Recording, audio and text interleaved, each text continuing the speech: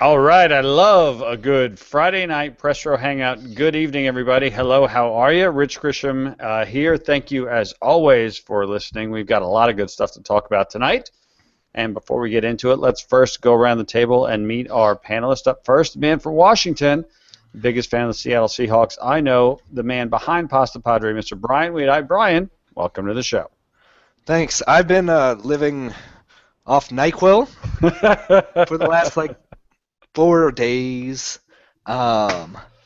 So excuse me if my voice is a little off or I pass out or something during the show. I'm sick for the second time in a matter of 3 weeks, which Ebola. really confuses me. This is not normal for me. So that's my situation here, but I am ready for this show, Rich, regardless. You show up when it matters. You're just like any solid paid professional athlete. Yeah, just not as well paid. That's right. Up next, we have the world's angriest man, TJ Lauerman from That Sports Gamer. TJ, welcome back to the show. Rich, I'm not angry. I'm just angry with you when I tell you to do something for months and months, and then you don't do it, and then a listener calls you out for it. That's right. Then I also call you out for it. And the last little bit of information was what I've been looking for. The last little bit that you tell me tonight. Been saying it since PAX. Well, it's good to see you, TJ, even if you are mad at the world. And for special reinforcements, in case Brian Weedeye does pass out, we have from Dodd Scientifics and the Doddcast, Mr. Pete Dodd. Pete, welcome back to the show. Thanks for having me again. And that's actually pretty true because every time I listen to, or every time I've been on, I agree with Pasta. Whenever I listen to shows I'm not on, I agree with Pasta. So you can just go take a nap and I'll have all the same positions. This is the thing. I invite more people onto the show. I want more people so I can talk less sometimes. It's like a burden off my shoulders. I'm like, okay, now 15% less talking tonight. All right, let's bring Pete on. He can take that 20%. Pete will just keep talking. I'll just take a nap. Good point. That might happen. Well, a lot of stuff to talk about tonight. Before we do that, a few things I want to hit. Up first, today, the latest episode of the Press Row podcast went live today over thanks to our friends at Operation Sports. It is a special episode all about racing on next generation consoles. Specifically, there's a very detailed discussion about Forza Horizon 2 versus Drive Club. And the two special guests on that show were none other than Mr. Pete Dodd, as well as the Player One podcast, Greg Seward, two longtime friends of the show. Yes, sir. How can there be a discussion on those two games? Doesn't one game work and the other game largely doesn't work? Well, that was brought up. That was definitely brought up. There is a lot to Drive Club, even when half to more than half of it doesn't work. And it's an interesting show. Pete and Greg are both big racing guys. Greg Seward actually comes from a racing family, and Pete's been obsessed with racers for many years to the point of discussing exactly the right lines to take with people on many different games. And in fact, we talk about that quite a bit. And Drive Club is from one of Pete's favorite racing studios, Evolution. So, Pete, why don't you give us a 30 to 60 second sort of overview on your overall opinion of Drive Club for those who have not yet listened to the episode, or for those who might just be hearing not everything going on at Drive Club. What is the state of Drive Club right now? Well, the state of Drive Club right now is a mess. Obviously, I mean this isn't breaking news, but. As far as playing what is there, it is really quite compelling, and I think that Evolution Studios has hit something that people really enjoy.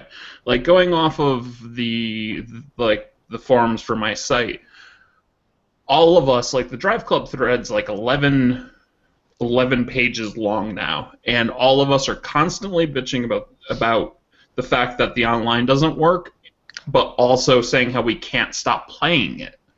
So if the core gameplay wasn't there, we would all be long gone.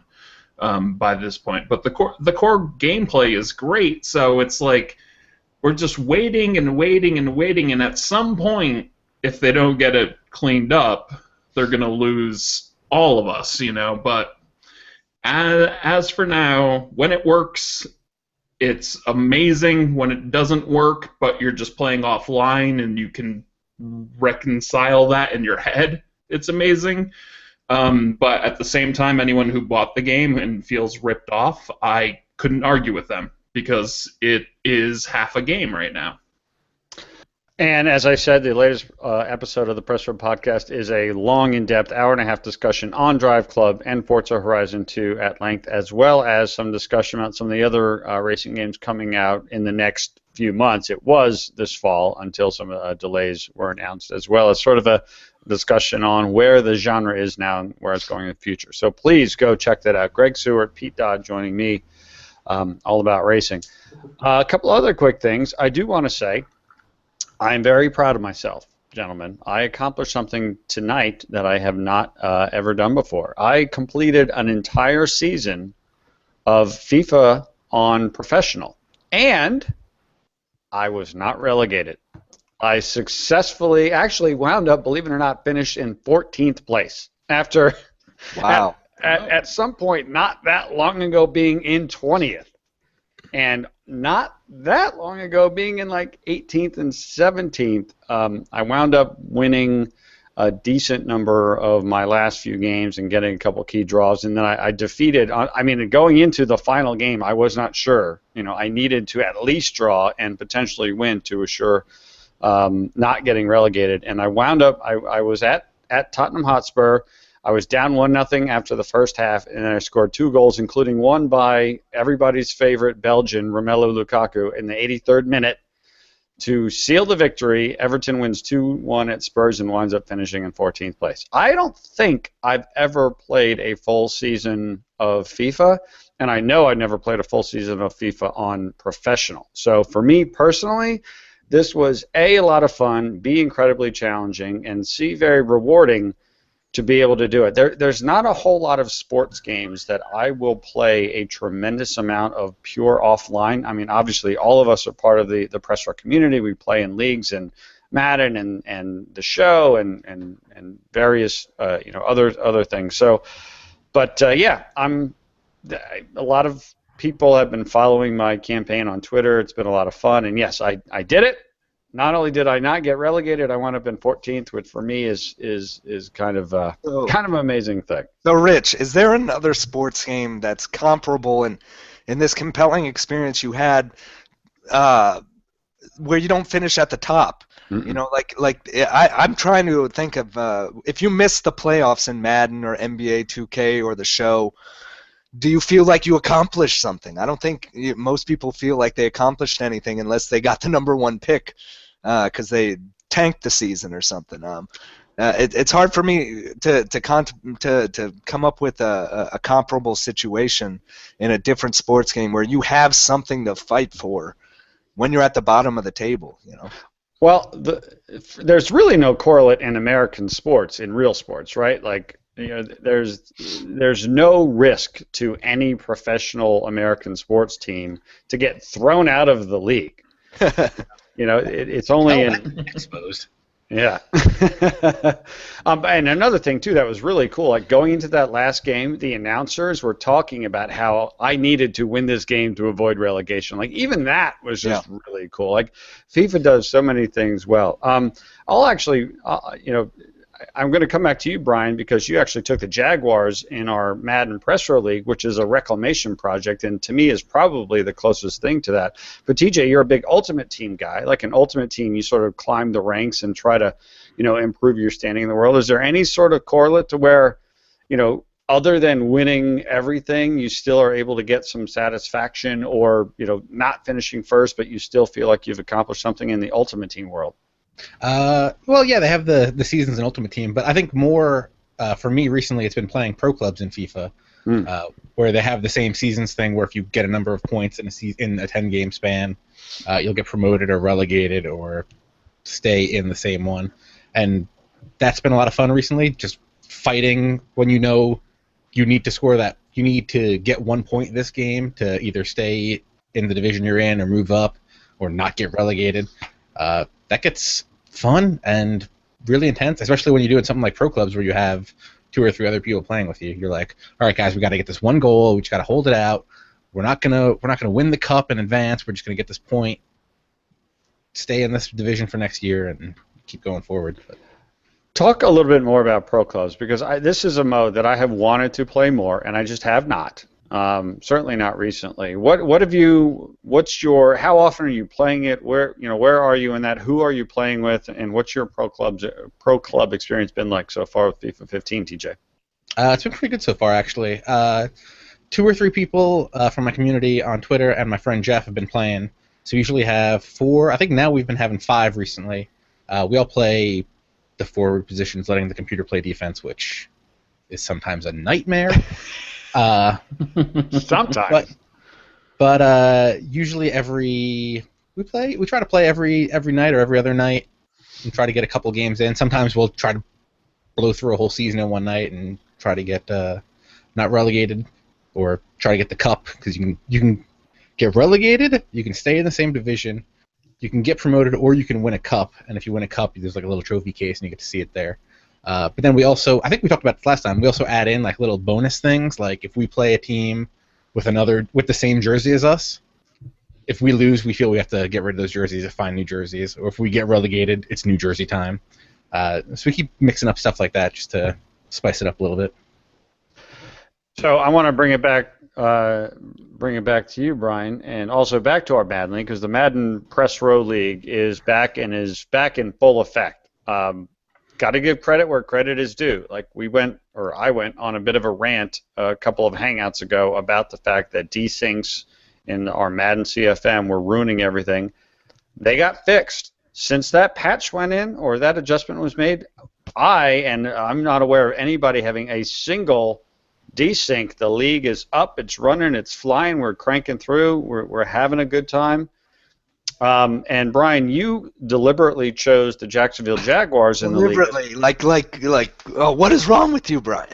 Well, no, not at all. I mean, like it wasn't just given to me. I chose them. Yeah, he wanted to be in my division, and he couldn't be the Texans, so he made 2 choices. But your expectations. I was given my team, by the way. Your expectations. No. Your expectations for the Jaguars, I would imagine, are different than your expectations had you been your Seahawks, who you were last year. So I'll ask you the question: what will be a satisfactory Well, I'll ask you 2 questions. Number one, going into the season, what would be satisfactory for you versus now that you've kind of been doing well and winning some games, going into a very big matchup with a certain somebody who's also on the show this week? Yeah. What are your expectations now? Have they evolved and changed? Well, I'll tell you, there is a different sense of achievement. So I'm at 6-4 right now with the Jaguars, and so I think I'm 2-4 against people and 4-2 against the computer, something like that. Yeah, I mean, you have different expectations, and so my goal was be in the race for a wild card spot, and I still am. Mm-hmm. But I'm also conscious, and this is what you don't have to deal with in like FIFA. I'm also conscious that if I don't make the playoffs, every win I'm racking up now hurts my draft status. That's right. You're right. And I'm not one of those people who are going to be like trading for number 1 picks every year, or trading to move up every year. So it's kind of a catch-22 there. Texans owner. we always drop shots at him for this stuff. It's all good-natured though, but not all. Not all. Let's be honest here. There's a bit of truth and humor. Yeah. So yeah, it's just there's a sense of when I beat TJ earlier this season, I was like, all right, I took him out with the Jaguars, and it was another great game of ours where I don't care who wins these games because all of them have been so fun and right down to the wire. And then just the events like him trying to hurdle 3 of my guys. Classic. Like he tries to hurdle 3 guys, and I knocked the ball out for a fumble, and on the same play I had injured Andrew Luck. So it's just events like that. Like if I can impact the season of TJ and and Adam with the Texans, if I can impact their season in a way, even if I don't make the playoffs, yeah, I get some satisfaction out of that too. Am I an 8-point dog this week? This is making up these lines. I want to be clear. This is the first week that I have not, Vegas has not set the lines, the traditional Vegas team. So any and all issues with the lines need to be taken up with a certain owner. I do have, a 6-game win streak or something against TJ, but they've all been close games, so I don't expect a blowout or anything. I mean, I would have said, give me 4 points or 3 points. But whatever, We're at play, I think, Sunday night. Friday, Sunday, I think, yeah. I'm looking forward to that. And not to pile on you, Pete, but you are in the league, and you were saddled with the not exactly awesome New York Jets, and you've had some struggles this year. So what's your approach? Like, what's your record now, and what's your approach heading into the final stretch of the year? Because this is not a one-season thing. This is a 3, 4, 5-season-long thing. So there is impact to winning and losing next year with what happens this year. Pete's approach is to get really drunk when playing against the Jets. I think that's what his approach is. I just had to jump in. It helps. It eases the pain. There's just no doubt about that. But the thing that is actually helping me this year is the fact that last year I was the New York Giants, who are my favorite team, and in the first season of the league, I ended up with the first pick overall because I was that awful at that point. And I then ended up turning it around. I had to sit out season 2, like after I did all the draft and stuff. I had to sit out season 2 because that's when I moved. But seasons 3, 4, and 5, I made the playoffs 3 times in a row. So Yeah, but you got fired. And I got fired for making the playoffs. So like I told you, Rich, because we knew that Garnett wanted to be the Cowboys, and I was like, the Giants are not an exciting team right now, and I was like, put me anywhere. And you're like, what teams in this division, and this division? And the Jets were the one you picked for me. So, like, unlike Pasta with the Jaguars, who he picked them because, and I've heard you say this, Pasta, like they remind you of the Seahawks a couple years back. Yeah. The Jets remind me of a team that's falling apart, and there is no answer other than to get rid of everybody. Well, you also go into it when you're not with your team. You also go into it without these like attachments to people. Yes, like everybody thought I was crazy for trading Russell Wilson after I won the Super Bowl in the league last year, and it was hard for me from a personal standpoint, but I still did it. But otherwise, I had difficulty like getting, the Seahawks were in a good spot cap space wise, so I didn't have to get rid of most guys. But when I did, I was like, that stings when like Golden Tate went and signed with somebody else and Baldwin left, wouldn't let me re-sign him. That stung. So now I'm with the Jaguars. I'm like, okay, I'm gonna cut. I already got like $50 million in cap space for next year. I'm like, all right, this guy's making $8 million. Yeah, forget. You're cut. You're cut. You are out of here. You're cut. You're cut. So we can go in. Pete can go in and just gut the roster, sign a bunch of free agents, draft well, and we'll fight in year 2 and year 3. That's what I wanted was to be a contender in year 2 and 3. Yeah, that's exactly, like, I feel like this has been a giant preseason for me. Like, I am just evaluating players.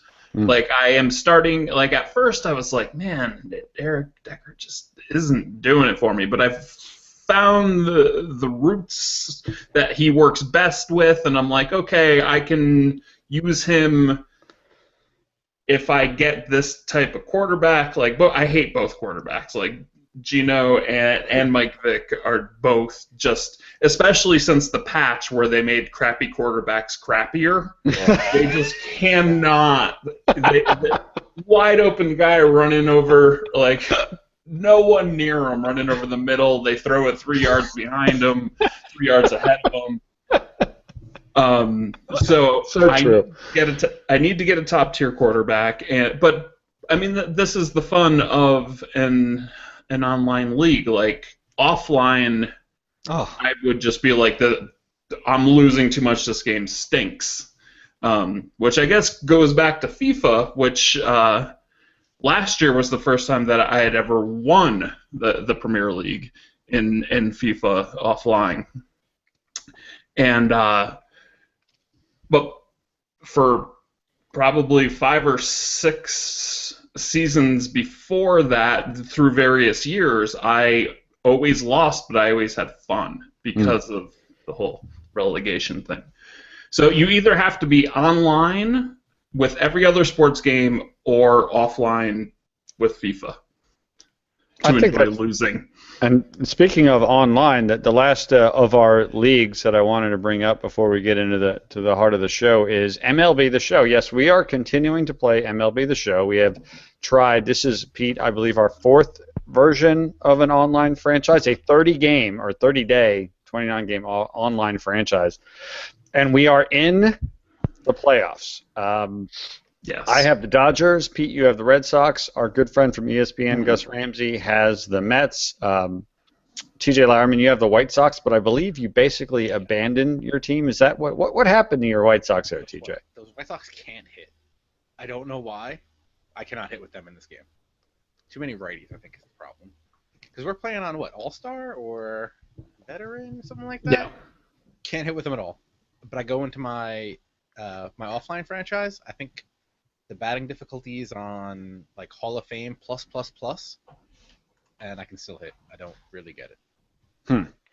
So I found out my Dodgers, who are a great video game baseball team because they have terrific starting pitching, they have a great closer, they've got several sluggers.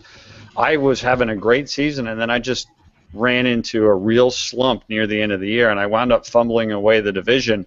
And now I'm a wild card, and I found out this evening because we had some technical issues, and we thought we were about to abandon the 4th version of the online franchise. But Pete Dodd, you somehow rescued it, and we have now made it to the playoffs. Google.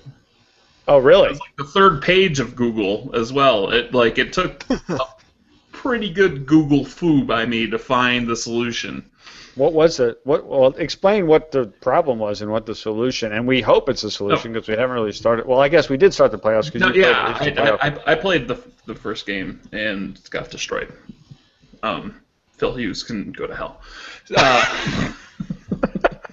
The problem was that I had to sim a bunch of games that included some player games. TJ, and mostly computer games, and it was weirdly long. It was like, usually it's like 7 weeks or series, because you advance series per series. No, it's usually about 9 series, and I was like up near 12, and there were still games, and I was like, this is really messed up. I don't know what's going on. And then when I finally got it to the point where all of the games in the season were done, when I hit advanced series, it would spin and spin and spin and spin and spin and spin, and then come back and say server error, which just was not allowing us to go to the playoffs. Nightmare. So I tried it when I was like, well, the PSN's having issues right now, so that, like, this is yesterday, and then the PSN came back and was great, and I did it again and again and again. So anyway, the issue is when that happens, all you do is you just go find a random last game of the season between 2 computer teams not in contention. You reset that game, and then you hit advanced series, and the playoffs load. What? Are you kidding me? No. Classic. I am not. And like, how do you even word looking up on Google MLB The Show, online franchise, server issue, like, so much stuff came up before it, and there was like 5 Pastapadre.com articles about various things. Yeah, probably. Came up before it, but I finally found the answer on some random forum. Some guy was like, "Hey, just reset, this and try it," and everyone after that was like, "It worked, and I almost signed up there just to tell him it worked for us too. Well, you're telling him right now. That's Yeah. awesome. Well, that's great because I'm telling you right now, and I know I've said it before, wow, MLB The Show as a game, as just playing the game of baseball, and MLB The Show is spectacular. It is so good. I am playing it. I cannot tell you the last time that I was playing MLB The Show in late October. It is so good, and I'm so glad, Pete, that you found that fix, because I have a wild card playoff game. I have to beat the Florida Marlins in order to advance to the actual playoffs, and I'm very excited. And I have to get my I got to figure out the right time to play it. I can't be on the treadmill. Everybody knows I play sports games on the treadmill, and I played virtually every game of MLB The Show, a regular season, on the treadmill. I think of the 29 games I played, I'm going to say 27 were on the treadmill. But I am not. This is a big deal, so I'm gonna play it over the weekend, either Saturday or Sunday. Gonna focus, and I look forward to that because I'm very excited. And there's a lot of pressure. I'm debating whether I'm going to stream the game or not because there's so much pressure. Every pitch matters. Every at bat matters. I can't wait. It's gonna be a lot of fun. If you think about it, Rich, Drive Club is the MLB The Show of the racing genre. Not at all. MLB The Show, the game, is a million times better than the racing Drive Club. Well, a million might be a hyperbole. 500,000 times better. That's a little bit.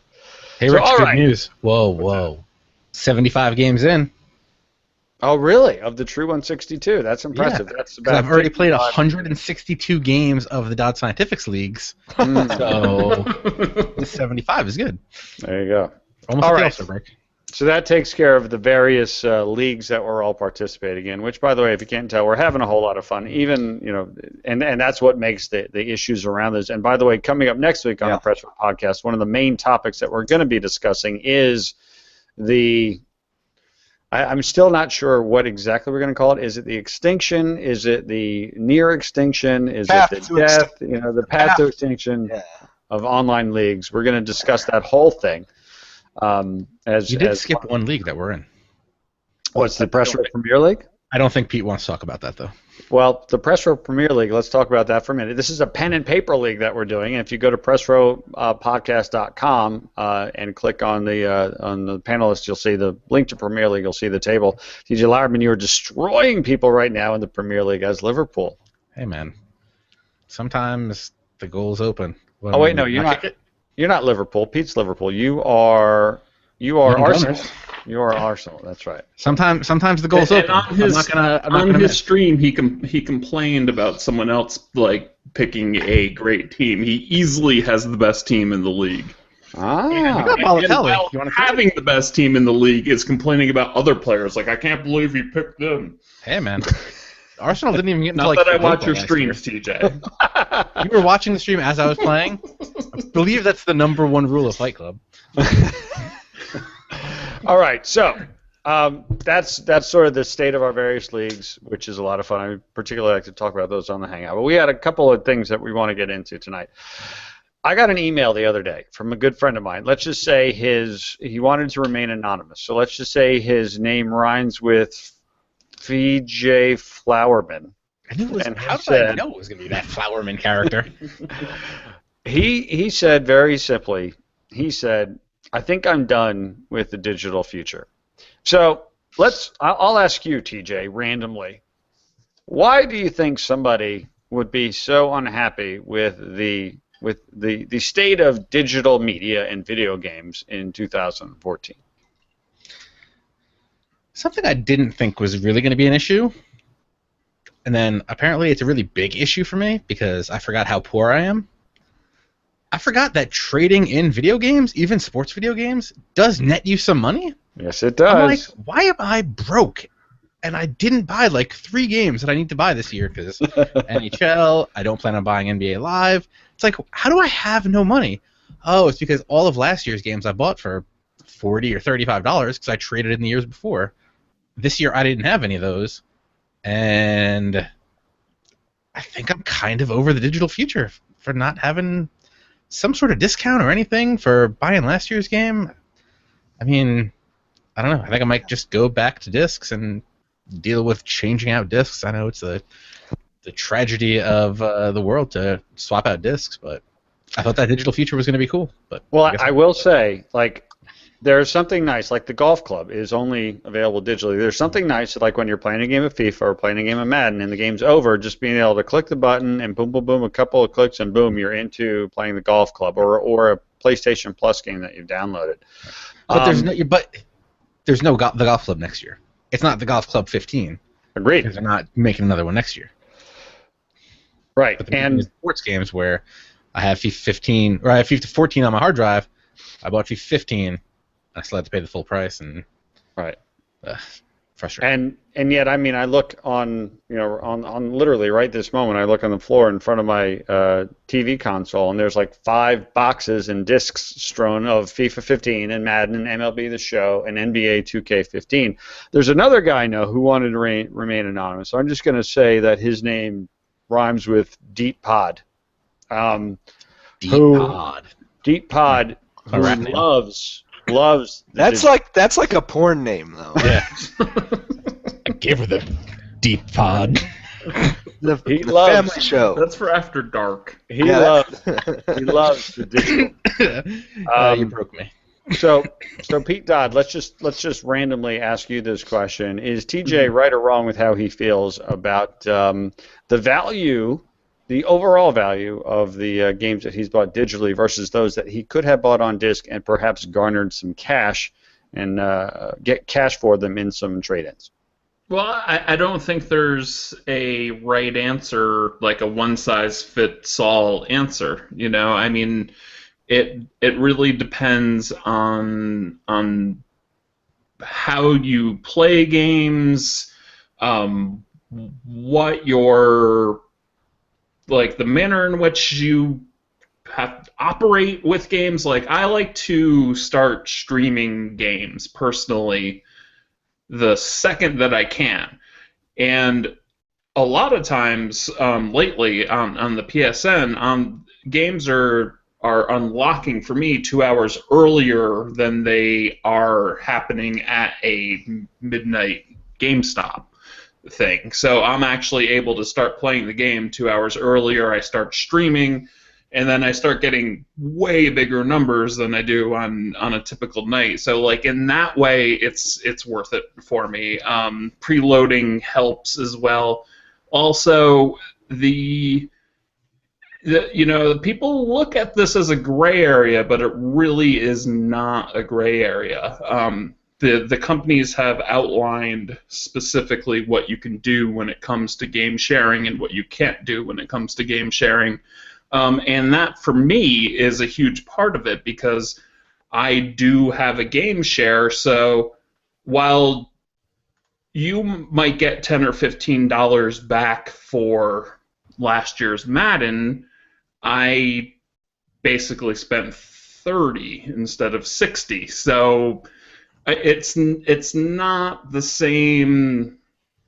I mean, like it ends up working out better, though. Sometimes my game share pal and I, my partner, we'll buy a crappy game just because it's like, oh, it's like half price if we both go in on it, and then it's like, oh, this game stinks. Like, did I see you playing Duck Dynasty? No, that was just I took a screenshot from the store. Oh, okay, good. I was going to say that was one step beyond. Hey, Pete, explain game sharing. I don't think a lot of people know what game sharing is or how it works. Talk a little bit about game sharing, how you use it, and how it works for you and your buddy. It works. It actually works pretty much the same on the Xbox and the PlayStation 4 this generation. They were different last generation.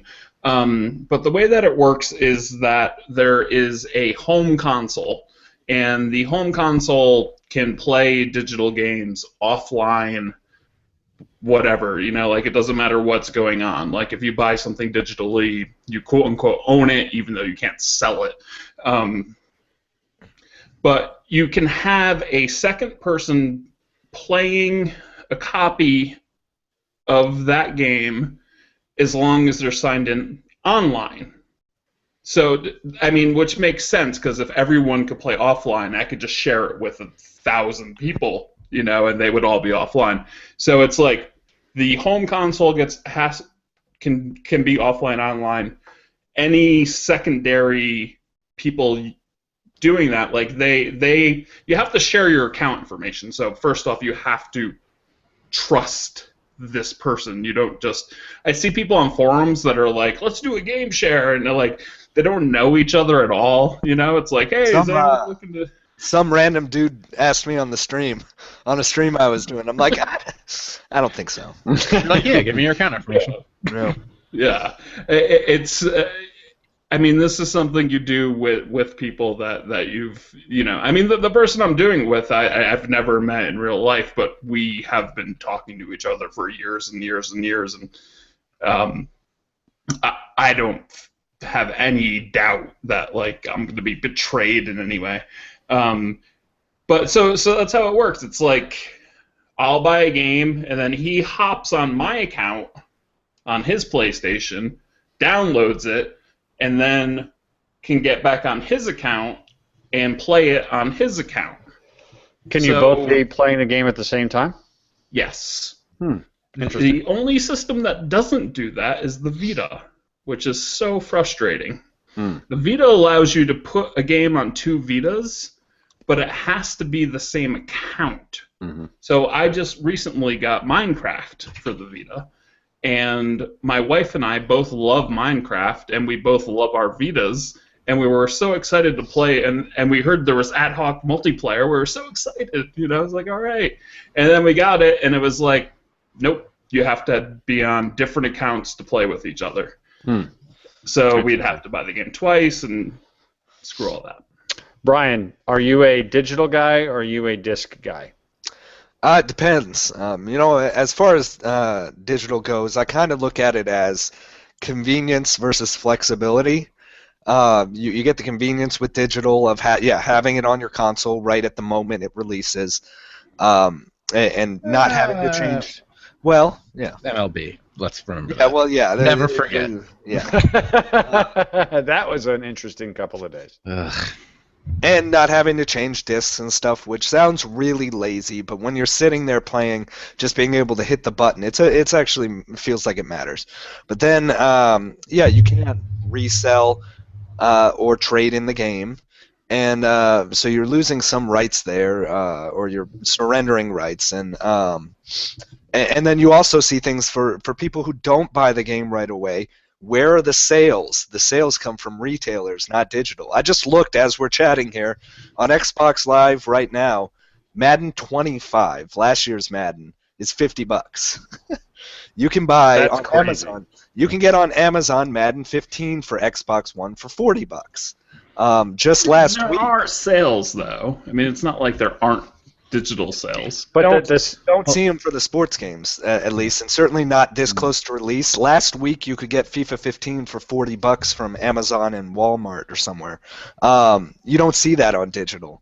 So I think there's also opportunities there that are lost out, and that's why everyone was so concerned about, Microsoft's plan at first of game ownership and tying the games to your console, whether they're digital or retail discs. But for me, I've started to buy some games digitally, and it's because of, I limit it to games where I know I'm going to keep for like 6 months. So I thought I was going to play a lot of Destiny, Madden, NBA 2K, so I bought those 3 as digital games. If I think there's a possibility I'm going to sell the game within a month or 2 months or 3 months. So Forza Horizon 2, I bought the disc because I played some of these games like Forza Horizon and other kind of arcade racers, but they tend to burn out for me after, no pun intended, because I like the Burnout series, but they tend to die off for me after a month or two. So where I can recoup, $30 or $35, that's significant. Now, if I wait 10 months to sell Madden, like I have in the past, I get like $12 back for it, selling it on Amazon or selling it through eBay or whatever. And so what I look at is that $10 I could get back in 9 or 10 months? Is that worth the convenience of just considering it's like $10 more for me to have digital essentially then. yeah, I think it's worth that convenience, but is it worth surrendering $35 that I would get back for a game potentially? That's where, it doesn't work for me as much. It really is. It really is a fascinating situation, right? Because everybody is very different. Like you look at the four of us. Like the thing that keeps me from buying as nearly as much digital as anything else. Number one is the trade-in value, which we talked about, but number two is the hard drive space. Like these games are massive. Now, granted, I know when I buy a disc that I'm going to install it. I get that. But I also know that if I bring my disc back to the store and I trade it in, I'm going to then uninstall it from the hard drive. I know that I can uninstall a digital game, but if I brought the disc back, I'm basically saying I've had it with this and I don't have any pangs of uninstalling it. If I uninstall a game that I purchased digitally, I kind of feel like, ooh, again, it's just my feeling, but I don't feel right. I know I can go get it again, or at least, if all of the systems are working at that moment in time, I can go get it again, but it's a different feeling for me when that happens. Yeah, tied in with that, Rich, with your point about game sizes is bandwidth limits, right? You have to So if you're talking about, you can reinstall NBA 2K, but that, 50 plus gigs you have to download again. There's a lot of talk about Comcast and various companies or various internet companies, placing more in that within 5 years. There was an article recently. It was something like within 5 years Comcast will have a bandwidth limit on everyone. It might be like 300 gigs or something a month. So when you're downloading games often or having to re-download them or stuff, that's a legitimate concern now also. Absolutely. Pete, I think you're about to say something. I was, but then you started talking and you were doing this whole jazz hands thing and I lost it. But on the tail end of that, we're all in America. I mean, the people watching this show overseas, there are bandwidth caps far more common in Europe, in Australia, in New Zealand, so they are already dealing with that. The U.S. market's starting to look at that and go, oh, we can do that to our customers? So there's a lot of people right now that are just like, you stupid Americans, like we've been dealing with this, forever. So TJ, you going all digital? You going all disc now moving forward? Obviously, when you have the choice, and is that sort of where you've landed on this? Yeah, I think so. Except maybe for MLB and FIFA, those might be the only ones that I'm not going to go digital. I mean, I am going to go digital, just because MLB I think is like notorious for the super duper low trade-in value, even by the All-Star break. I mean, probably by now it's probably like $1.25. I haven't actually even checked. Between and that and FIFA, actually FIFA this year was just kind of, well, I'm gonna get FIFA, and then I downloaded it rather than buying it. So I might, other than MLB, I might just be completely done. We'll see. Let's see, TJ. Just to your point, let's see. Oh man, I can get $15.25 from Amazon for it. There you go. Yeah, and you can buy it used for $25. So, you're right. I mean, and we're still in the playoffs. That season's still going. So yeah, the best part of the whole season is coming right up with the World Series. All right, another one of the main topics tonight. I'm actually going to use a tweet because somebody tweeted about this. We want to talk about it. This one comes from our good friend, the Man of Steel 3432, Dennis Butler. He says, if online gaming is the focus, how do all of these new versions of these sports games still drop the ball again and again? Always online.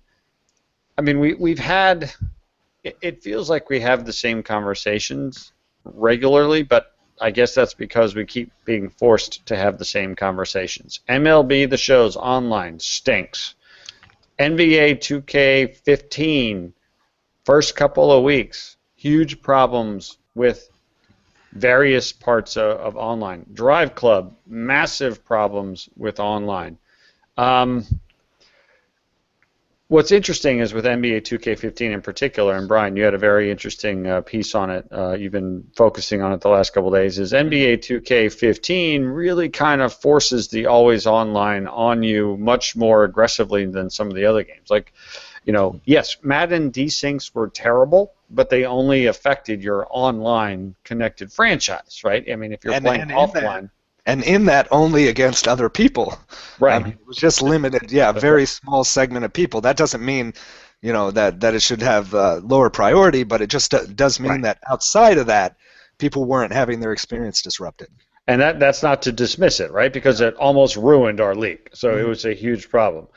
But with like NBA 2K15, the decision to say that if you want to play my player, you have to have a connection to our servers. And by the way, our servers are terrible.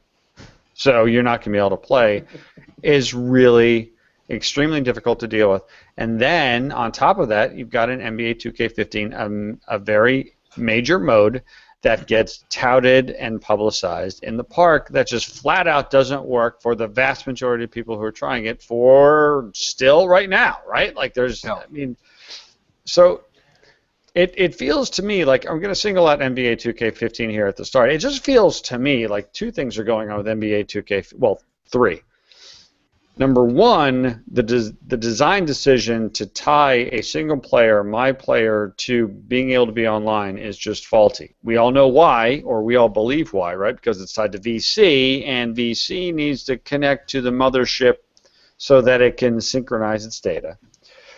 Number two, with NBA 2K15, clearly, right? And no one is saying that the game itself isn't great, but clearly the infrastructure continues to just fail. It just fails. Like, there's no getting around it. It's a failure. The online servers don't work. And then, thirdly, you've got the decision to make these major modes be completely connected to it that just bomb out. It's a disaster. And I'm just, at what point do we just, I don't even know. Like, at what point do we just throw our hands up in the air and say, what is going on? Like, why does this keep happening, Brian? Oh, that's a tough question. Well, first of all, NBA 2K, they have a history. 2K Sports has a history with online and server-related issues. Now, in the past, that's just been limited to, laggy online games or whatever it might be. But with 2K14, they changed everything, and you're right, the culprit is virtual currency. And if you think about the magnitude of what those servers are facing, that series now selling millions of copies right off the bat, on its way to 6 million or whatever this year. How after everything you do in that game, it contacts the servers to update your VC, to spend your VC earnings. And so what happens is, those servers, when they're not working, when they're down, it takes everything with it. Now, they have the offline mode, My League, this year. Great. Not connected to servers, you don't have to worry about it. Thank God. But everything else, My GM, My Career, obviously My Team, which hasn't worked really since release either. All those things rely on the servers. And so now you can play My Career, My GM offline, but you have to stay offline through eternity. You have to start it as an offline thing, and then you can't take your character, obviously, online and stuff. So once you start it online, which most people do probably without even thinking about it, if they have an internet connection, you just start it up and play. When PlayStation Network is down for a day, whether it's for maintenance or for whatever issue they are having on a particular day, you can't play those modes. When the 2K servers are down, you can't play and progress. So it's frustrating for people because of the disruption it creates, because it's so widespread. And so you mentioned the poll that I did on the site, and the respondents. I mean, to me, it's amazing when people will express negativity, but that's usually the few outspoken people that when you think about forums and social media and stuff. But in a poll, I tend to get stuff that's a little more representative, and so. In this poll, there was 30% said they've had just a flat-out negative experience with the game. 27% positive. So that you have negativity outweighing the positivity right now. It's distressing, and I understand people's frustration. And 2K, I mean, the question is, are they making more money from VC? Can they afford to lose people over server issues over the years? And you've seen, can EA afford to lose people as they draw more into Ultimate Team? Because Ultimate Team has to offset that, and can they make more money that way? Because they've had sales dropping in their games. It's a balancing act, and they're so focused on digital revenue right now that's the priority for them. You saw them walk it back a bit this year, but philosophically, NBA 2K15 is similar to 2K14. I have about 10 things I want to say, but first I know, Pete, Pete, your thoughts on Brian's comments and just overall the situation. Just real quick, I feel like one of the things that makes the 2K situation a bigger problem or more annoying to those of us who follow sports games, who pay attention to all the stuff, who follow sales, is 2K, NBA 2K is getting bigger and bigger and bigger and bigger and making more and more and more money, yet their online infrastructure is going the opposite direction.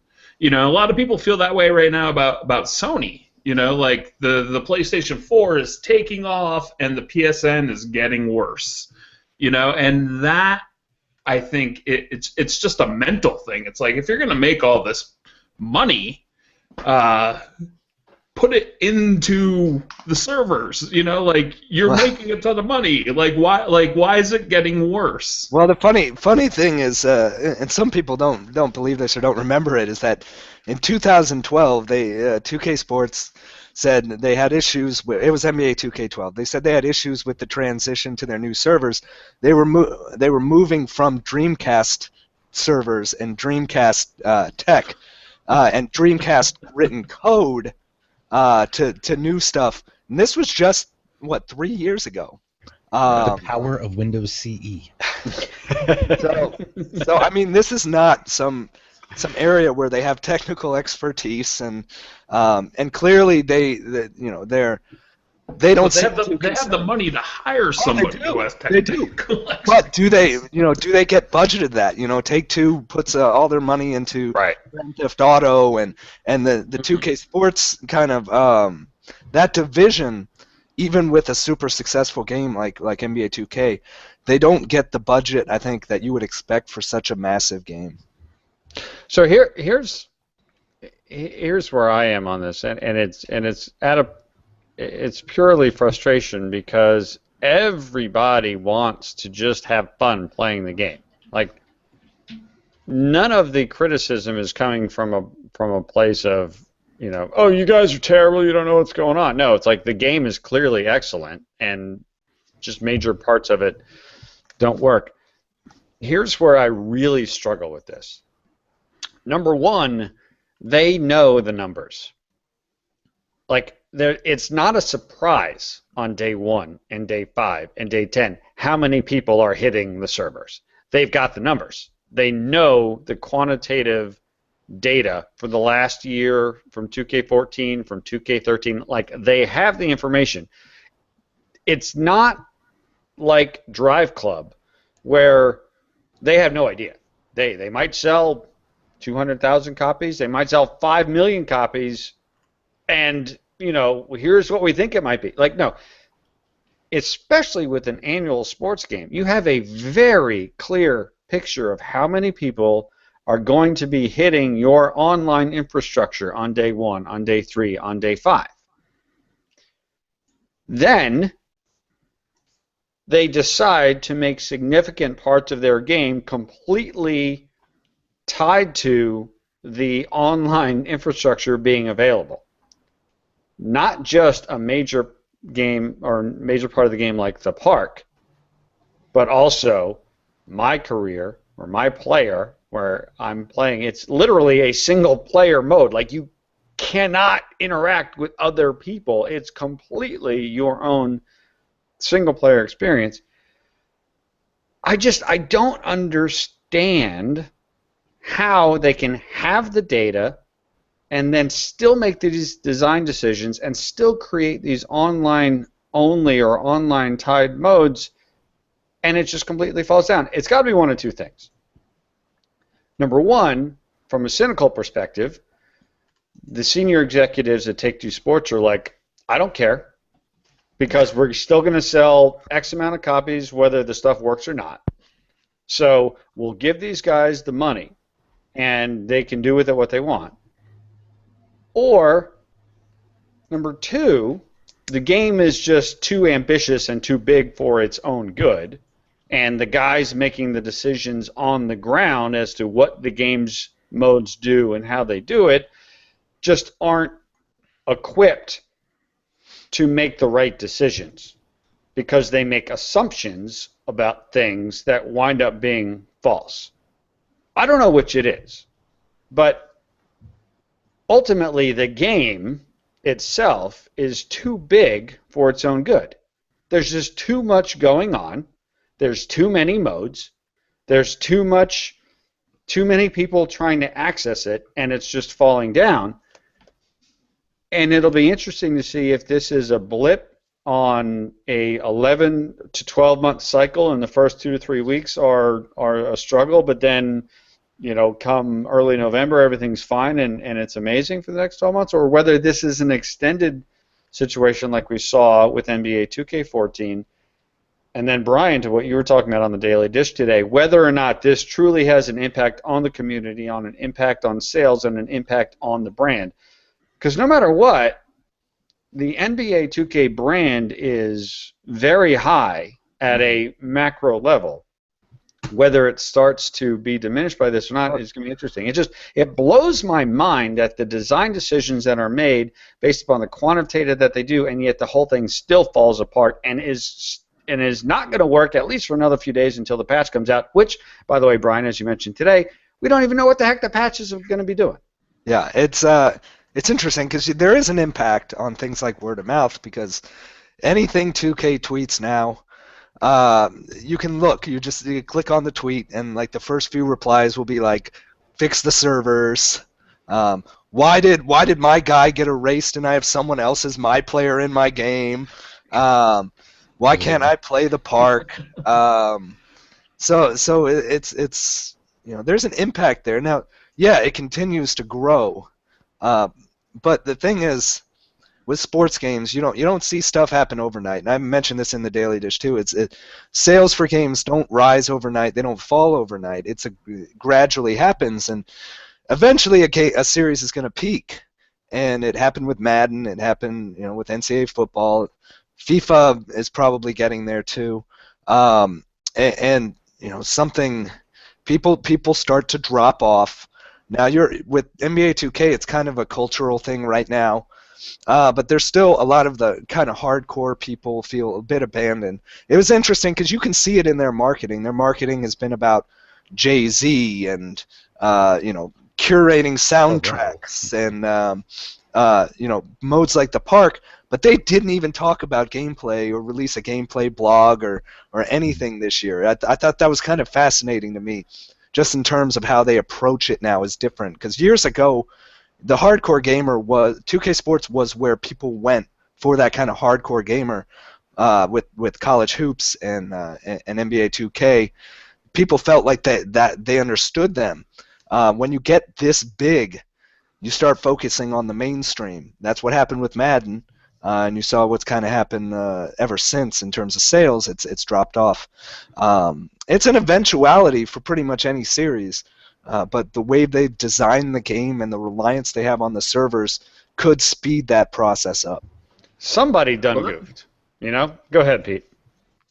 That's coming back to my point about the money made. That's one of the things that's frustrating. Is last year was Jay-Z produced. This year is Pharrell curated, and both years the servers suck. So how about we get, Jim Jones, Jim Jones on the servers that work. Put the server engineer on the cover next year. Yes. Yeah. Jim Jones is also a rapper, so that's. Oh no, Pete. Okay.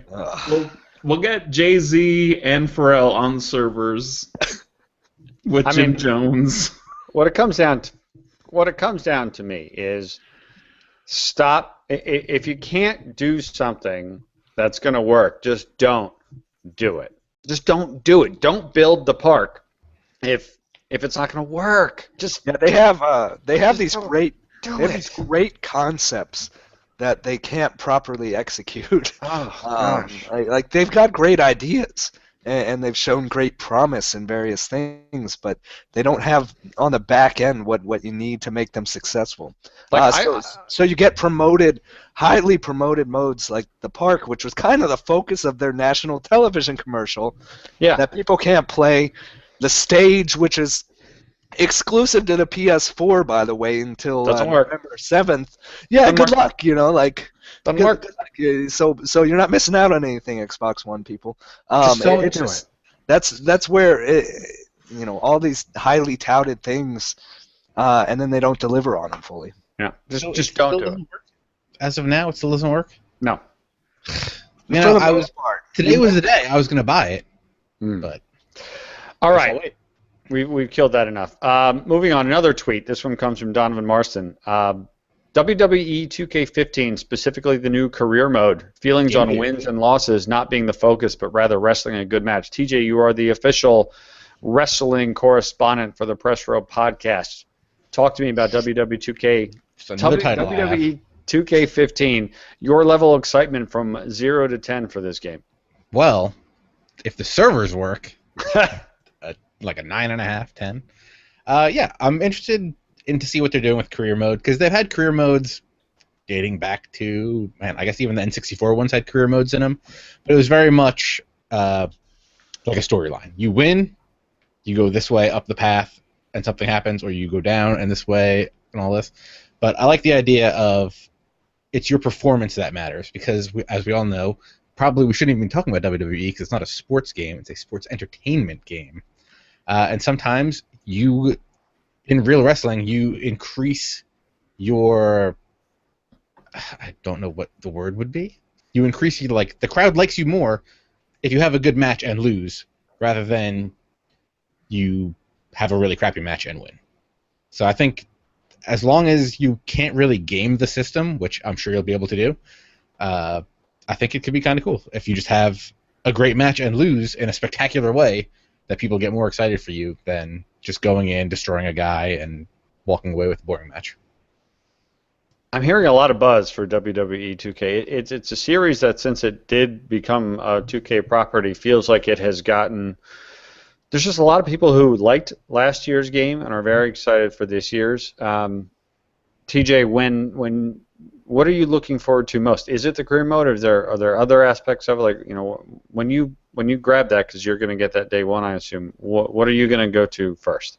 Definitely going to go right into the career mode. All the other stuff I could really live without. And last year there were server issues, and the 2 years before that, before it was even 2K's games, there were server issues.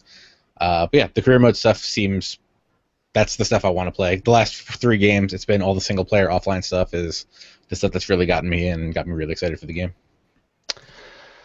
All right, another topic I wanted to hit on tonight, NBA Live. Yes, that's coming out in less than 2 weeks, I believe.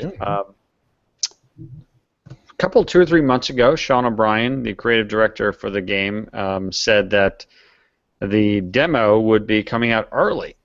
Turns out now that the demo is coming out the day of release and 4 or 5 days after it goes on early access for the subscribers to the Xbox One EA service. Pete Dodd, is NBA Live's demo coming out that Tuesday a good thing, a bad thing? What's your opinion on that? Well, it depends who you are. If you're EA, you don't want to release a pre-release demo of a game that sucks. You'd rather have people just think in their head, like, oh, maybe this is going to be good, and I'm kind of frustrated with NBA 2K, and then just go off of that and hopefully go out and buy it. If they get to play the demo 2 weeks early and they play it, and if the game quality is like last year or slightly better than last year, they don't go buy it. So from EA's perspective, it makes sense. From a consumer perspective, it's awful because we needed it to be proven that this game is good. There's no just oh, it's EA Sports, so it's going to be great. I mean, EA Sports makes some great games and they make some awful games, and last year's NBA Live is an example of an awful one. So I think that if I was them, I would have put the demo 2 weeks out. Putting it on that day, I think, is going to make everyone just wait. Even people who are excited, they're going to be well, I'm going to wait till the store updates, and then I'm going to play the demo, and then I'm going to run to the store that night. Don't buy it digitally. It is interesting, right? Because NBA 2K15 is struggling to some degree. Again, some people are having a great time with NBA 2K15, but it's continued issues. I don't want to say they make it a target for NBA Live, although the NBA Live social media feed has been getting pretty rowdy for a game that was beaten pretty soundly last year. But it's an interesting spot for NBA Live. With 2K15 having the server issues that it does, Pete, you bring up a good point. It's almost like doing the demo day and date with a retail release is strange. Why don't you wait a couple of weeks? Because it takes resources to create a demo. The game was originally supposed to be out the same day as NBA 2K15, but then it got delayed by 3 weeks, ostensibly to polish and make it as good as they can by the latest release date that they can. To build a demo takes time. So it's almost like you would have waited until the game is officially gold, signed, sealed, and delivered, get the day one patch together, and then you put a team making the demo. TJ, do you think it's a tactical mistake or the right decision to release the demo day and date with the retail release of the game? Yeah, I think it's a bad decision because anybody that was going to buy it, as Pete said, is now going to wait to make sure it's actually worth it. And they really, if the demo is ready for 2 weeks, it's probably ready now. And no better shot across the bow of NBA 2K14 in the middle of, or 2K15 in the middle of all these problems would have been oh, you know what, we have the demo out this week, so go play that now. You can play it offline with no issues. I mean, that would have been a major win for them. But my main fear is the game's still not going to be anywhere near as good as NBA 2K, and I'm going to play that demo and be well, no matter what Rich Grisham says this time, but there's no way I'm buying this. Stop it. P. Dodd, and another example of just not saying something is often better than saying something and having it go wrong. Should Sean O'Brien have said, we're going to have a demo and it's going to be super early because we feel that strongly about the game? Should he have just not said that? Because now, whether or not he meant it at the time, and I'm sure he meant it at the time, whether or not the schedule had it at the time, right now it looks like a dumb thing for somebody to have said. Yeah, I don't understand that statement because the only people paying attention to that statement are hardcore sports gaming fans. Yeah. And we all know that statement, and now we see what they're doing, and it just stinks. Not stinks like it's bad, but stinks just something's wrong here. You know, so why would you even do that? I mean, the general public isn't gonna hear that there's gonna be an early demo for NBA, and then all of a sudden everyone's gonna be oh, the game's gonna be awesome then. I mean, it really only applies to people like us, people who the people who listen to this podcast, and they all know now that he is full of the S word that I don't want you to beep. Well, and Sean O'Brien is a very, very good guy. I've had the chance to meet him. I don't want to come across as one of those guys. Oh, it's a dumb thing. I'm surprised that a guy who is as in the position that he is to have made that statement, and now he can get called out on it. Not that anybody wants to call him out, but it's the case of until you're 100% sure, don't say anything. And even then, don't say anything until you're even 100% sure after that. Brian Weedeye, welcome back to the show. It's good to see you again. Yeah, Obviously, brief power outage. I know you have strong feelings about the NBA Live decision on the 28th. We've been chatting a little bit about it, but give us your overall take on the decision for the demo for NBA Live, number 1, to exist, number 2, to come out day and date with a retail release. Yeah, it's there are a number of decisions or developments related to NBA Live, not just recently, but over the years, and you start to pick up on a pattern. And what this demo situation tells me is number one, if they hadn't already backed themselves into a corner with EA Access, they would have preferred people not play this game before release. That's the first thing. It's because EA Access is not a substitute. Not enough people subscribe, and of those that are subscribed, it makes you nervous the whole time. Yeah. Oh man. Yeah, the few people who are subscribed who might have interest in NBA Live.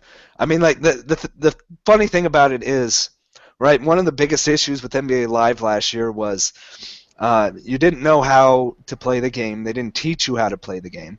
So now the only way you can play it pre-release is Xbox One, EA Access, where I'm not going to spend my first 2 hours doing drills learning how to play the game when I only have 6 hours. They force you to do that. That's like part of it. You literally have to go through at least a small bit of training before you get to play the game.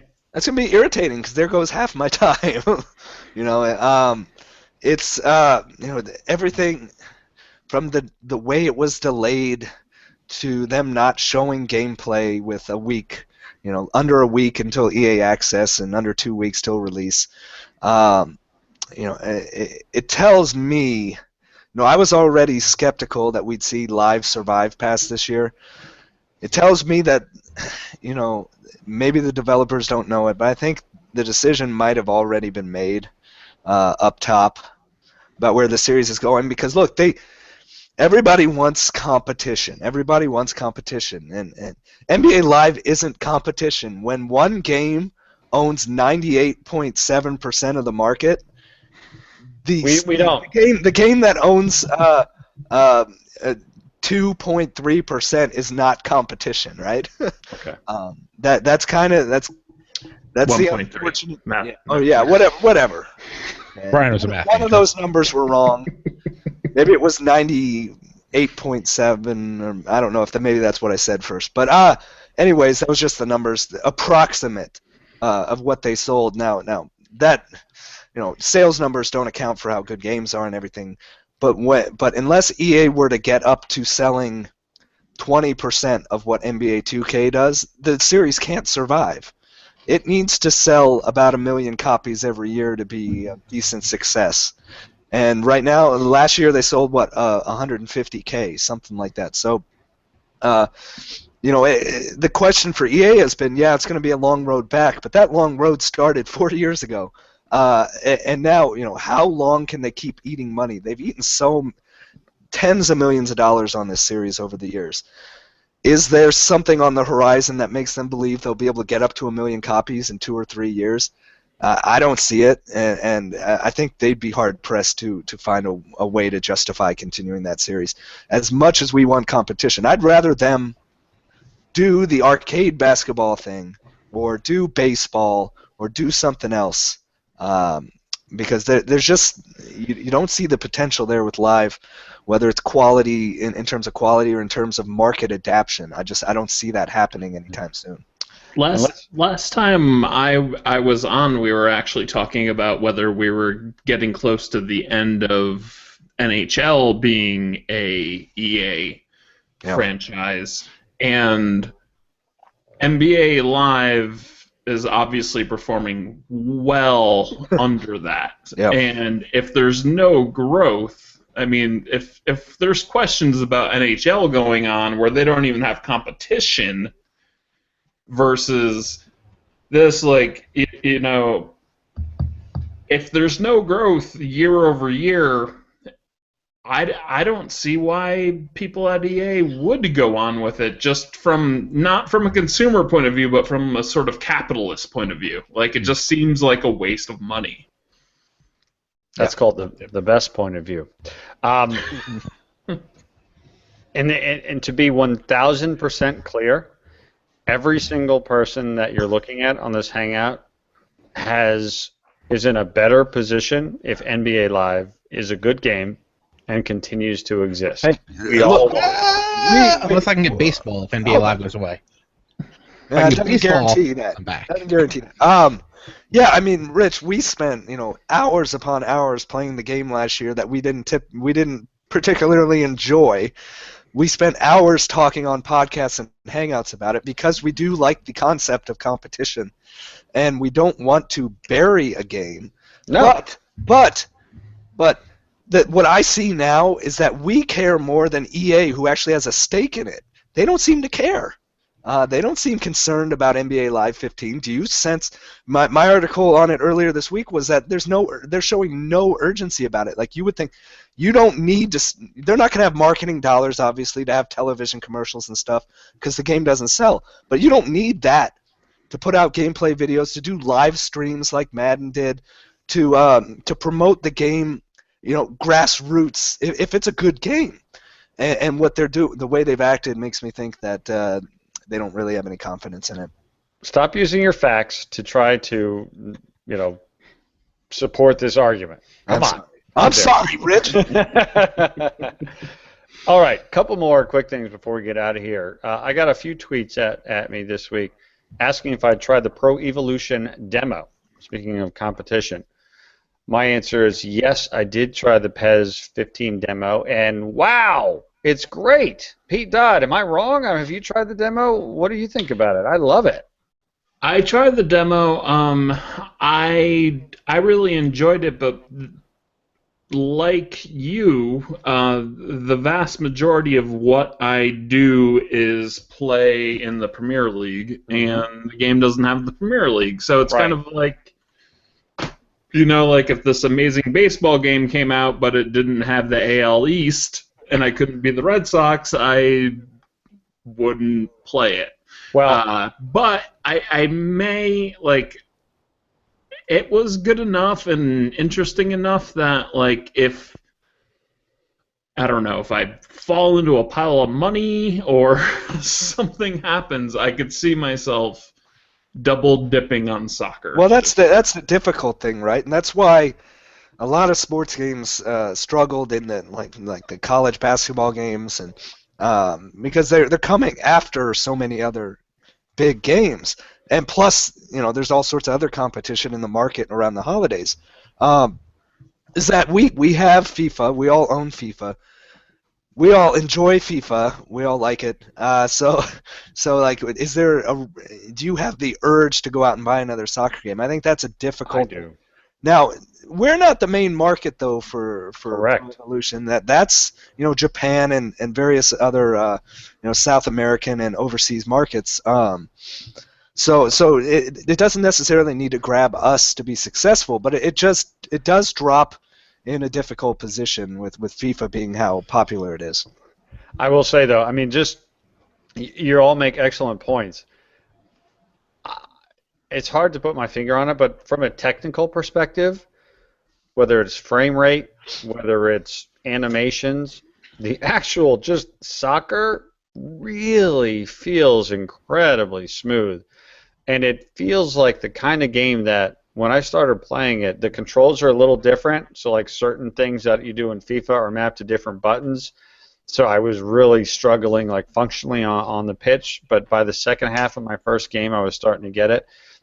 The demo itself absolutely made me want to play more of this game. TJ, have you tried the Pro Evo demo at all? I have not. I think I guess I'll download it. I got something I should do, right? Yeah, because when Pete Dodd mentioned a baseball game without the AL East, I immediately thought of you and your sojourn with, what is that Japanese baseball PS3 game that you continue to try to play? You can only play one game because that's the only way you can read the menus to get to something? I don't appreciate how much you're destroying this whole story. Professional Baseball Spirits is a phenomenal game. Not only can I play Exhibition, I can also play Home Run Derby. Nice. I figured out when it's two little characters next to each other, that means Home Run Derby, I guess, maybe. There's some good translation sites though, so that makes it. But see, the difference is that's still real. Like, I can go online, Google the team name that I'm playing with, and figure it out. I mean, these are real, but not really real. You know what I mean? Well, they're real players, which is good. At least you've got a lot of the real players. And hey, who doesn't know that Merseyside Blue is Everton? I mean, everybody knows that, right? I mean, who's Merseyside Red? Clearly, that's Tottenham Hotspur, right? It's like, I don't. Is it Liverpool? I don't even. If I see, look, I'm stupid. I own baseball jerseys, so if I see a jersey in the game, like for FIFA, I see a jersey in the game, I go to worldsoccershop.com and I'm like, I'm too fat for soccer jerseys, but I could probably squeeze into a 2X, and maybe if I work out a little more, I can get in there and look kind of decent in this, and I won't look like the complete fat slob that I am. But that's awesome. I can't go. I don't question that I've looked for Yakult Swallows jerseys online to get in, but I'm not looking for a Merseyside Blue jersey. Oh, come on. We all know you're a Nippon ham fighter kind of a guy. We all know that. They're like the Yankees over there. More of a Dragons because of Mr. Baseball, the greatest sports movie ever made. Yeah. All I know is I am all in on Pro Evo this year. Plus, it's got online leagues. All right, last one. Zach Davis says, do you guys think that sports games will turn into subscription models soon? Good Lord, if the servers are any indication, I hope not. Oh, my God. Let's go the other direction. Let's take everything off. Just to shut down the online stuff, and let's just go back to offline because that's the only thing that works. That's how I play MLB, and it works great. It does work great. All kidding aside, though, it feels like there's no way. Almost like before the start of the last generation, before the PS4 and the Xbox One came out, we had a lot of conversations about this, and it just felt like it was a matter of time. And now all of a sudden, I just feel the opposite way. It seems like not only we're not heading in that direction, we're just getting farther away from it. Brian Weedeye, your thoughts on that? Well, part of me would agree with you there. I think EA Access was maybe meant to be a bit of a testing ground. I mean, they're not going to go just 1 year. They're going to say, okay, now we're doing subscription-based stuff. The season ticket and then the EA Access. So they have the concept there, but they're not taking it the whole way. Personally, I think we'd be more likely to see a free-to-play games, free-to-play Madden Ultimate Team, free-to-play FIFA Ultimate Team. FIFA on PC is right. They've already done. World. I know you guys. I'm telling. I don't like it, but I'm not disagreeing with you. I'm shaking my head as, oh God, if it goes this way, TJ's right. There's FIFA World on PC, which is exactly that. They've done it already in mobile. Madden and FIFA are just free-to-play Ultimate Team games on mobile. There's so much concern now about how number of copies of sports games they're dropping every year for most series. They're sliding a bit, so they're making it up with digital revenue. Now, if you could just eliminate that $60 barrier, would you bring back more money from the Ultimate Team side of things if people weren't forced to go out and buy the game or buy it digitally? I think that's something they have to evaluate. I thought that would happen, and then I was like, maybe not. Once they did EA Access, I thought maybe that's not the direction they were headed. But now I'd say, yeah, that's probably where I would lean now more than subscription is free to play, believe it or not. TJ, your thoughts? I agree. Like Brian was saying, a couple months ago we were talking about, spin off Ultimate Team, make it its own thing, do the game proper, separately by itself. Now we said, no, that's stupid because then Ultimate Team will make all the money, the game won't make any, and then they'll kill that anyway. Yeah. So maybe free to play is the way to go. Pete Dodd? Yeah, I think one of the biggest problems is that the leagues themselves know what money they're getting right now. So changing the model is scary. So the status quo makes sense. And I think, if we're going to see something change, it will probably be with the NHL, since there's only one NHL game and it's not very successful. But like, why would the NBA or why would the NFL, and why would FIFA, all of these really successful games, why would they mess with where they're making money just on the guess that they might make more money? I think it will be someone who is on the lower end that might take that chance. I'm really go ahead. Go ahead. No, please go ahead, DJ. Go for it. Yeah, I'm interested to see what EA Sports is going to do with PGA Tour when that comes out. See if they're going to try to do something different, like how we had the course mastery, where you could just spend money on those courses, and then they yank that out the next year. But yeah, I think this might be the time that they decide to change it up, since they had so many problems with Tiger Woods in the past. Yeah, Pete, you nailed it. It all comes down to the business model. As long as the business model remains the same, everything is going to remain the same, which is you're going to get a yearly boxed copy, and you're going to see less and less games, because the license to make the game, unless it goes down, the cost to make games on the PlayStation 4 and the Xbox One is significantly more than a cost to make them on the 360 and the PS3, which was dramatically more than a cost to make on the PS2 and the Xbox, the original Xbox. Like, that's the thing. It's if the economics stay the same, and the only way to make money at all is to crank these things out year after year, where half the stuff works and half the stuff doesn't, then nothing's going to change. If the leagues and the publishers can, and I don't know if they're trying to or not, but if they come up with a very different model, then you will see a very different type of game happen. And I think it'll happen quickly, but only if very significant changes are made in the way that the leagues get paid, the players get paid, and the publishers make those payments.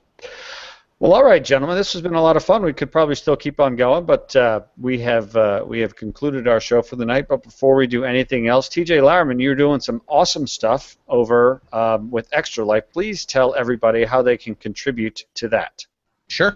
Next Saturday, when you're listening to this, October 25th, I'll be playing video games for 24 hours starting at 8 a.m. Eastern Time. You are insane. Well, I think our buddy Greg Stewart's going to start at 9 a.m. Weird Canada time. I think it's called Atlantic Scotian time. No, TJ was right. It's Weird Canada time. Weird Canada time. So I wanted to try to line it up with him. And some companies have been nice enough to send some stuff over to give away to donors. So if you go to thatsportsgamer.com/extralife, you can see all that stuff. For small donations, such as $10, you can get yourself an entry to win a sweet squid grip. I don't know if you have these. You guys should get these. These are pretty dope.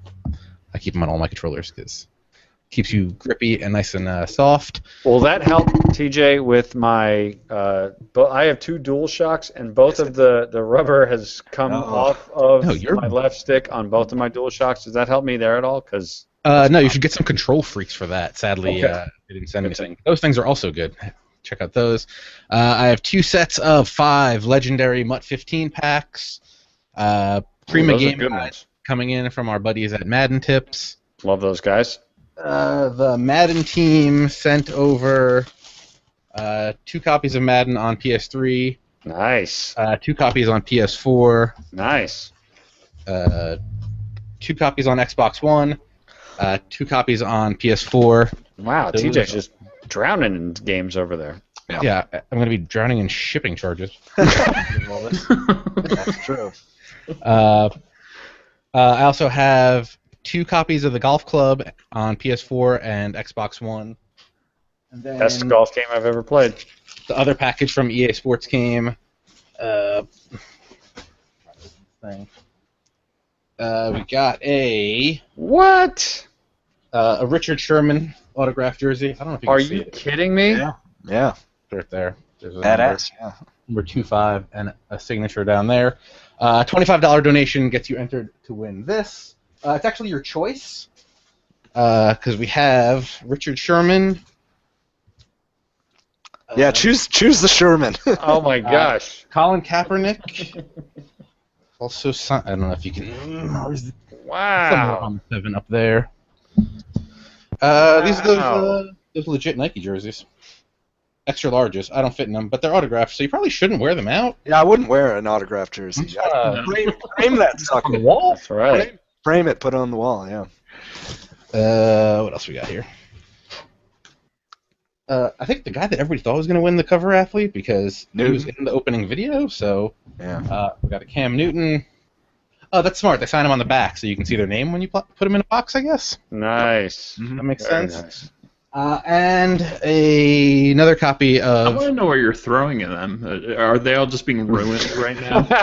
It's like a pile of garbage over there. He's got the fireplace going over there. There's a very large love sack over there that they're all going on. And a Xbox One copy of Madden signed by Richard Sherman. That's awesome. A $10 donation enters you for Squid Grips, the Legendary Mutt Packs, the Prima Guide, a copy of Madden. $15 donation, $10 donation also has the golf club in it, so you can win multiples of those, but like not 2 Squid Grips or 2 copies of Madden, because that would be stupid. I don't think you really need that. $15 donation gets you, could get you the signed copy of Madden by Richard Sherman, or a Madden Xbox One bundle, which is a copy of Madden for Xbox One, obviously, a copy of the Prima Games Guide, a copy and a Squid Grip for Xbox One, and I also have the same thing for PS4, where it's a copy of the game, the guide, and a Squid Grip. $25 donation gets you entered to win the jerseys. So the first person that wins a jersey, they'll get their pick of which of the 3 they want. Second person gets the pick of the last 2, and the third person gets the third one. I made up these little note cards. So look, where's the good one? There's the good one. So I've got my team's logo on the back. Very nice. When I stream. What else we got? All physical rewards, North America only. That actually doesn't matter because all digital rewards are also North America only. So, yeah. So everything's North America and Canada, depending on what website you read. That doesn't know that Canada's in North America. If it's Canada, you really those shipping charges, man. Yeah. First of all, it's going to take like 3 months to get to them. And I don't have the guides in yet. They're coming Monday, but you can tell this is my guide because I have all my little tabs. This is my Colts playbook. This is the Mutt tips and how far to kick a field goal. That's the number one thing you need to know. If you get this, just open to page 8, and it tells you this is the kick power. Oh. This is how far you'll kick a field goal. I missed that in my guide. I forgot that. I didn't see it. And you get like $9 worth of Ultimate Team packs if those codes are still valid after I get my hands on the books. Just saying. Good stuff, TJ. So next Saturday, I will be texting you and calling you randomly just to see if you're awake because I'll be out and about at soccer games and stuff. So I'm looking forward to that. But seriously, congratulations. 24 hours. Way to go. That is amazing what you and Greg Seward and company have done. Very impressive, sir. Well done. Yeah, and it's all for the kids. Yeah, right now the team, the TSG crew is over $7,300 raised. Unbelievable. For a goal of 10,000. I'm a little over 500. This stuff, let's get me up there, guys. You want an autographed jersey? I know you do, Rich. You love Colin Kaepernick. That's what I heard. I'm more of a Richard Sherman guy, but I'll take that. Right. So where do they go? Where do they go, TJ, to enter and donate to this cause? Thatsportsgamer.com takes you straight to my Extra Life page. If you scroll down, it's got the information on the giveaways, and there's a button right there that says support me, and it should be great. It's going to be a lot of fun. Pete Dodd, where do we find you on the internet? You can find me at doddscientifics.com or on Twitter at the word Pete Dodd. The word? At the word Pete Dodd. I love it. The word of Dodd. If you Google Pete Dodd, there's like me and a British dude. So if you care that much, you can probably figure it out, but it's not worth it, to be honest. And of course, Brian we can go to Pastapadre every single day like I do and see what you got going on. You got your daily dish videos, getting a lot of good feedback on that, I would presume. How's it feel producing videos every single day in addition to written content every single day, Mr. Weedeye? It's more work. No, but it's actually, I think I talked to you about this off the air at one point. It's actually I actually enjoy it quite a bit, and then once I'm done with it, I feel like my day's done. In the past, I never really had that sense of, okay, I'm done for the day, because I'm pretty much 24 hours monitoring stuff. But once I do the video, I'm like, all right, unless something huge breaks, I can just enjoy the rest of my evening. So Like the NBA 2K servers. Got you guys. yeah. But yeah, I want to promote something also. My 6-hour NBA Live 15 live stream on Thursday. Oh boy. Here we go. Matching my 6-hour live stream of NBA Live 14 from its release day. So make sure to watch that. You guys, anybody who chooses porn. Yeah, well, last year it was interesting last year. So everybody, join me, Pastapadre or twitch.tv/Pastapadre. Help me get through it. Yeah, there you go. You guys making fun of me and my dog and the game and whatever. Let's be surprised and enjoy it. Who knows? It's gonna be fun. Look, let's face it, Brian. You know that at least 25% of your viewers go to see Rocky sitting in that big brown chair behind you. They prefer him. Oh, and there he is, right there. I see. Yeah, there he is. He jumped up onto the couch. They prefer him to me. And I can't blame him. He's a good dog. He's got a face for, the camera. So unlike me. So I'm just, hey, Rocky will make appearances. We'll spice things up, man. It's gonna be fun. It's gonna be fun. And then on Saturday, I'll be streaming as part of TJ's Extra Life thing. So donate to Extra Life for TJ and for the children, because I had TJ on the Daily Dish, and we talked about it. He loves children. He really does. Love him. I became an uncle in the last year or so. Yeah. See, so it's an awesome cause. I wish I had been involved with it more.